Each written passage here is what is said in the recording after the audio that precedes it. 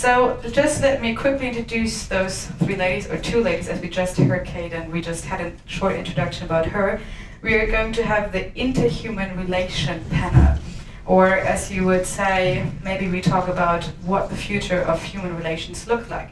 As we have two dating apps here, and one that is strictly against sex robots making our life more miserable. Maybe it's all about love then in the future, maybe.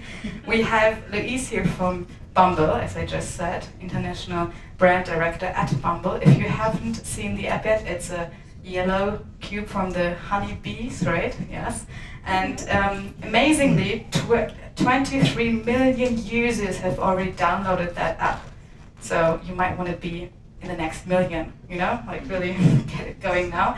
As Bumble has quite made a move on doing the very brave thing to get the women in the first movers direction, so they decide whether they want to have a match or not. I think we will get some details on that later on as well.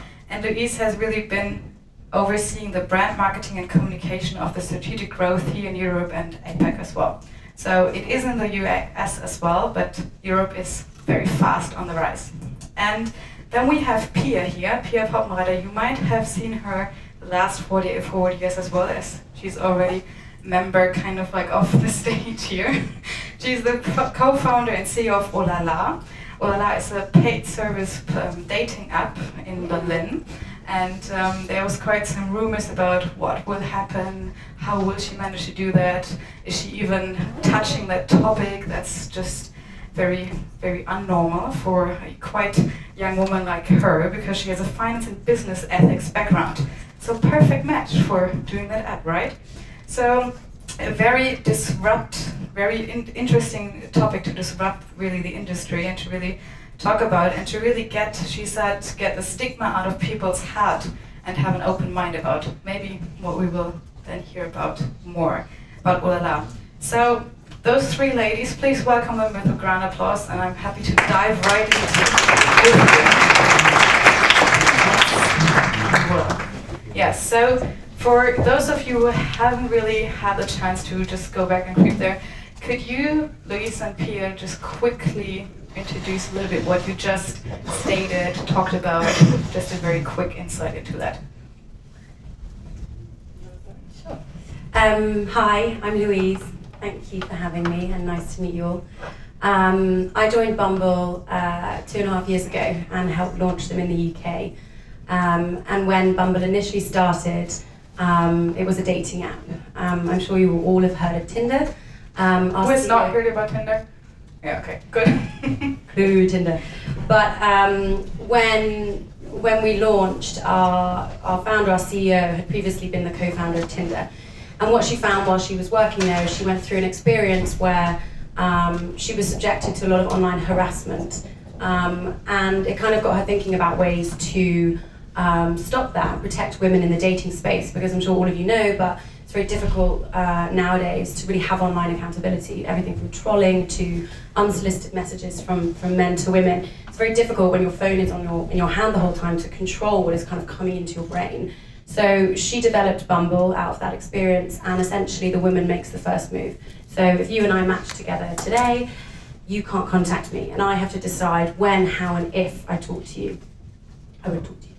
And I think the benefit of that from a mechanic point of view is that you inadvertently weed out the guys that just can't be bothered. There are a plethora of other apps out there that if you're looking for one immediate thing with no meaningful connectivity that you can engage with.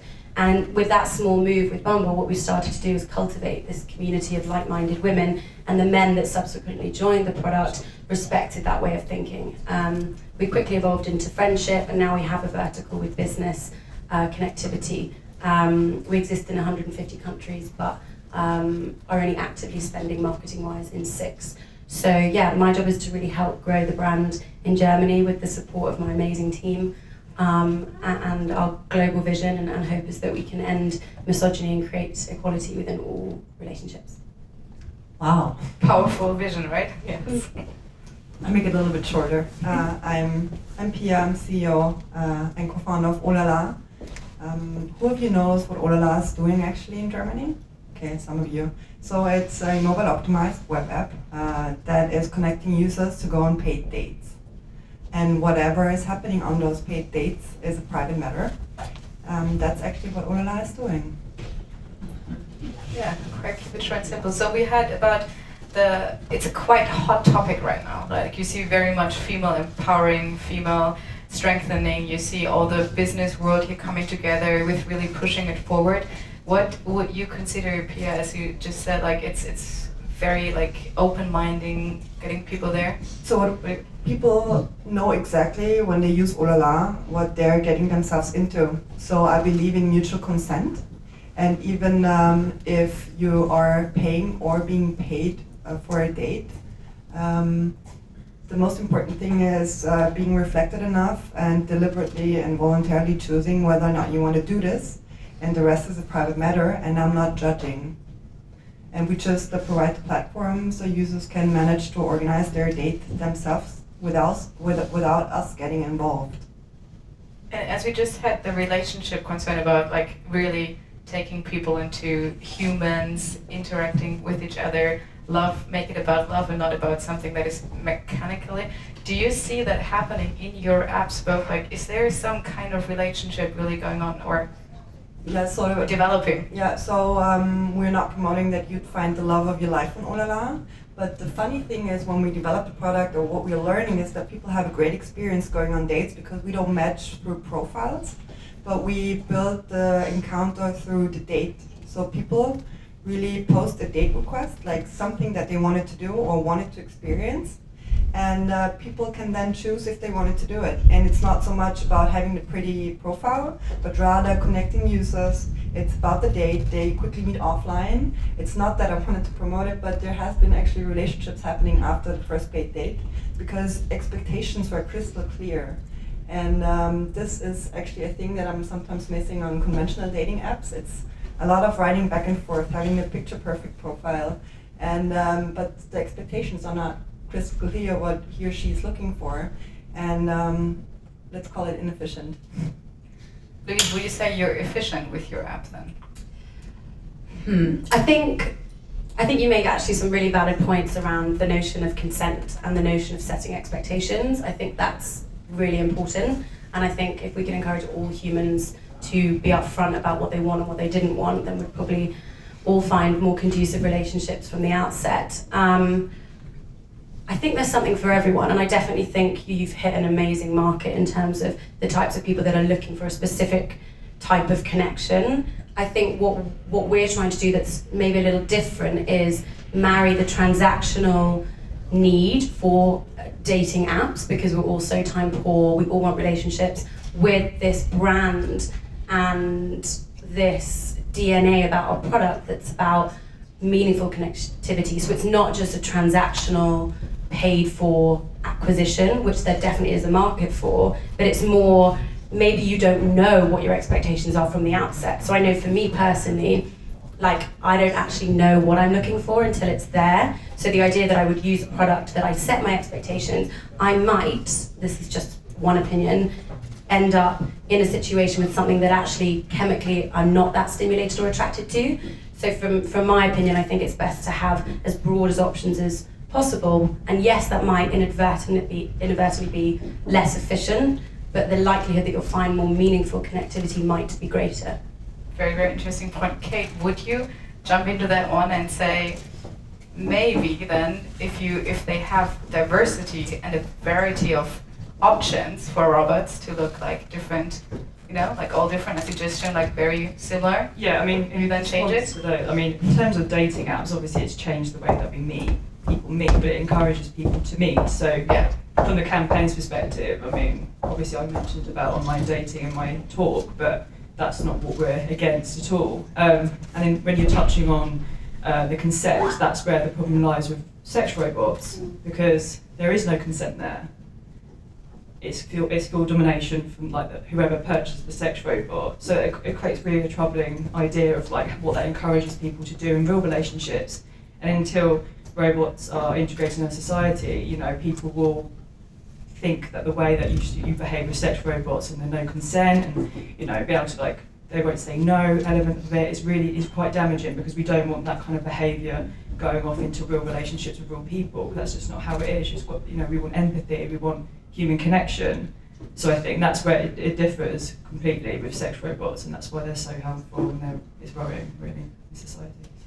So what has been the changing drive or force, how this is now all developing, that people talk about, that people have an open mind about, that people really want to get into a dating app where you can select business or best friends, and like, where is this drive coming from, or what have we experienced, what kind of like power or something you might see in the markets that actually has now grown or even given you a platform to really then deliver on that need, or something that people really want and communicate then?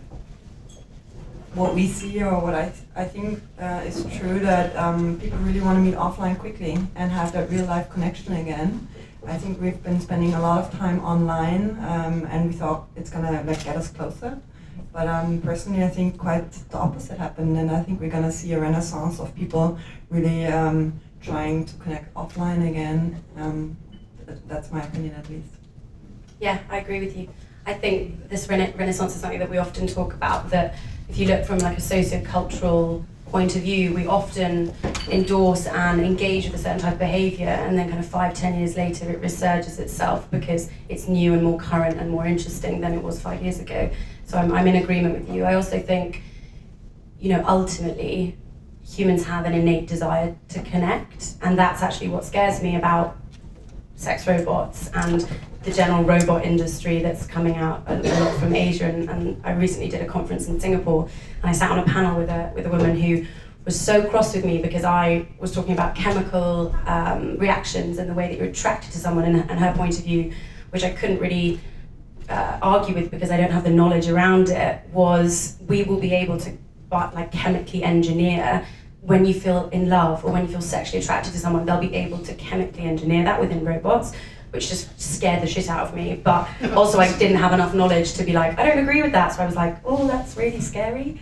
But I think it's a really good point that humans want to take things offline. That human connection is what drives us. It's what makes us all magical. It's what makes us fall in love with our friends and our family and our relationships. And I would be, really concerned if I looked forward 10 years and saw everything being online.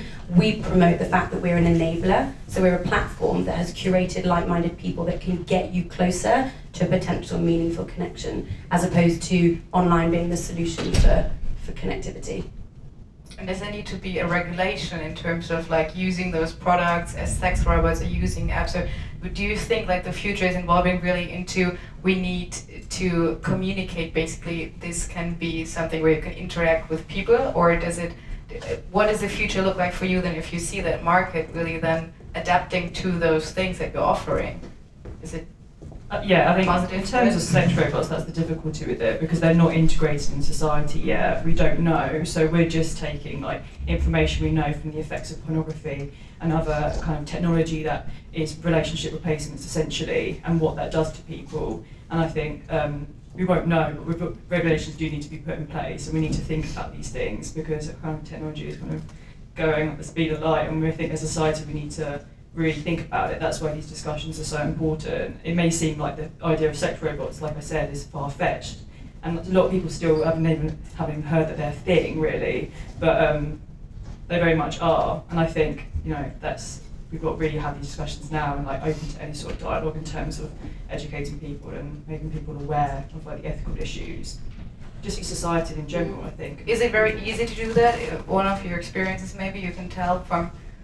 Is it that easy to just, stand in front of a crowd and tell them, oh, this is what we could do, or this is what is the action part then? I'm wondering, if you just educate or talk to people. I just think a dialogue, really. I think, I don't think we talk honestly about sex and porn and the impacts that can have, and even the impact of online dating can have on some people. There is impacts of it, and I think specifically with porn, I just don't think we really talk about it. I mean, it's everywhere, the whole society's so pornified, and we see sex and bodies everywhere we go, and in TV and film, so we're so around it, but we don't really, I think, actively talk about it that much. So people are often really surprised when I bring these conversations up, and then it's only when I actually poke someone, say how do you feel about this, then they actually are quite honest, like, you know what, I find it actually like really upsetting, like I'm feeling objectified, I feel like a bit scared about what's going to happen to society in terms of interhuman relationships. But I think, this is why this is important, because I think even if you don't necessarily agree, it's better to talk about it. Can you take away the fear? Have you experienced with that? Like, how can you get people with like, this is not something they could be afraid of, or not a topic they don't want to talk about, or they feel uncomfortable? Have you had any experience with that? No, but first of all, I would definitely agree that people do not talk about sex, and that's an issue. I mean, with Ohlala, at least we're trying to support different projects that are really promoting sexual education. Right now, we're sponsoring a podcast from a sex worker for anyone to really bring the topic of sex within the wider community, taught by a professional, so to say. So we're trying to do this and sponsor some other stuff that is really making this a topic people should talk about. And the funny thing with Ohlala, even if it's a paid date, it really makes people express what they're looking for. And that's a fascinating thing, and even more express and be more reflected about it than they were if it was a conventional date. Because it's about expectations that should be met within this certain period of time, which makes you articulate stuff, and this is really fascinating to see. Has it been missing in the past? Or is it something which just like you enable them, like they enable to bring them together and really do that? I don't know if it has been missing in the past. I'm learning from the product. It's with Ohlala, the way it's created, we're learning, and it's the product, it's what the users make out of it, and we're still learning. We're not like at the end of where we want to be, but still in the process of learning, and it's fascinating. If the bottom line here is we really come down to human interaction again, and to really meeting face to face, and maybe there's love, maybe there's affection, maybe there's a feeling to it, what would you say then would be your wish for the future, something you would want to, in the 48, I said forward again before, like if you could look forward here, what would be something you would spark, or you would want to give our audience and then some other people to listen to it, to really maybe get moving, get active, do something about it, speak out, talk about it? What would be your wish? Kate. Sorry. You know. You go. I'll just encourage empathy, and I think thinking about kind of the society that you want to live in, and thinking about the next generations of people coming to the world, and like what you want them to consider like a healthy relationship, or how what sex is, and intimacy and relationships, and I encourage equality. So I just think it doesn't have to be anything too like complicated. I think it's just like what kind of society do we want and want for the future, and I just think that is people, that's empathy, that's equality, that's open-mindedness as well, and embracing everybody and their differences and what people want out of relationships and things as well, but just people and thinking about the next generation coming up and what we want for the future. I think that's really important. Yeah, I totally agree. First, I wish for everyone to find out what he or she's looking for, whether this is love or fun for a certain period of time, and then be able to find it. That's it, actually. I would probably say, I would hope that everybody had, or was, if they were in a relationship, in an empowered one. I think more often than not, we see relationships where women get into a situation where they don't feel in control, or they feel like their self-worth is compromised. And I think we're moving forward with that, with a lot of the things that are going on in the entertainment world and politically as well. But I think it's really time, and it's clear in sort of the media that women sort of stand up and step up and say, this is what I deserve in a relationship. And also for a man, if you're in a relationship where you feel like your self-worth is compromised, then to get out, because everybody deserves to feel strong and empowered in a relationship. Yes. Yes. Yeah. Even friendships as well. We often see with Bumble, people will come to us and say, we joined BFF because I was drastically bullied at school and I didn't have a place where there was just an open platform for niceness. I think we can all be a lot nicer. We're all sort of on this big champion challenge to be successful, and we're knocking people out the way on the way, and I think we all need to just take a step back and be like, it's cool to be kind, and the most successful people I know have been kind on the way up. It's cool to be kind. Very, very good one, yeah.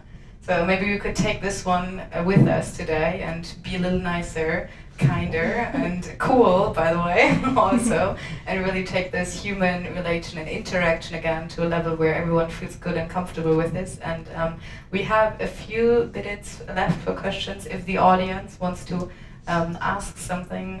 Those three, we already get, yes? Go ahead. I got a question, so for the sex robots.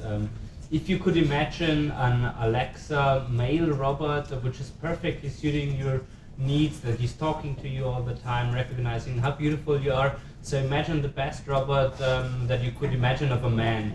Would you be against him or for him? Again, say it please, so we can have it on the video. Just to really to get the question, okay, if it's Yeah, in terms of what I covered in the talk and our views as the campaign, it's the same applies for male sex robots too, and it applies for men who feel objectified in that sense. But obviously our angle has been thinking about women, because the majority being made are female sex robots, and women are mainly the one being sexually objectified most of the time. Yeah, I mean, in terms of there's obviously robots being made, and we're not against all robotics and artificial intelligence. We're just against robots being made for the purpose of sex, and that is it. And there's a companion, but Alexa and stuff is But does it make the view stronger that people or men don't need women anymore for having this kind of thing? Yeah, exactly. And these are things obviously we are thinking about with the campaign, and we're open to these discussions and these questions. I just think obviously we want to encourage empathy and relationships with people, and I think on an equal ground for both men and women women to men. And I don't think women, when we kind of are a second-class status anyways with women for so long now, I don't think we now think a robot replacing us is going to make us feel better. So I'm going to go with no. No. Okay. One more, Ella? Yeah, it sort of goes a little bit the same question. I mean, first of all, I agree with what you're saying about sexism being more or less part of the fabric of our society, so thanks for that. I think what you're dealing with is some of the symptoms of what you mentioned before about consumerism, about meta-tagging, sort of all the stuff that we're doing in all our lives. Mm-hmm. And most of these technologies are brought about by engineers to bring efficiencies. So where I'm going, I'm sort of add on to the question, is you're at a conference where there are a lot of movements towards artificial intelligence, to robots or other beings getting some sort of feelings, empathy. My question would be, would your mindset, would your approach, would your apps be changed if there were some move towards a robot actually feeling, male or female? That would be sort of my question. It's a great question, and I think it's really relevant from my opinion. And I always say this, I don't have the knowledge around the engineering side of robots to even imagine a world where if I was tired and I said to my robot husband, hey, I'm really tired, he'd be like, oh, poor you, and give me a hug. I can't get my head around that. So I think I would have to say I'd want to see it before I dropped an opinion on it. But just from a personal point of view, I'm a true romantic and grew up sort of experiencing cinematography and literature and traveling around Europe, and was really stimulated by architecture. And I think the idea that you can program those experiences to someone to get them to a place where they can identify certain things with you, I don't think that's possible. But I wouldn't be able to comment until I saw the first ever example, and then I would have to go from there. Just to add on, I think I'd just say why? Why do we want that? I think why as a society would we want these robots to have feelings? Let's just put it out there. Are we not enough to offer each other that? Why make the robotics for that purpose? That's what I just find quite baffling, really, from personal perspective. Thank you. You want to add on that one? Yeah. Just one thought, isn't the emotional irrationality something that makes human encounters so fascinating? We have it right there. Okay. Thank you very much, ladies. Let's look forward and see what you can change in this world as you're all brilliantly active in that field. Thank you very much for joining us, and I hope you enjoyed this panel.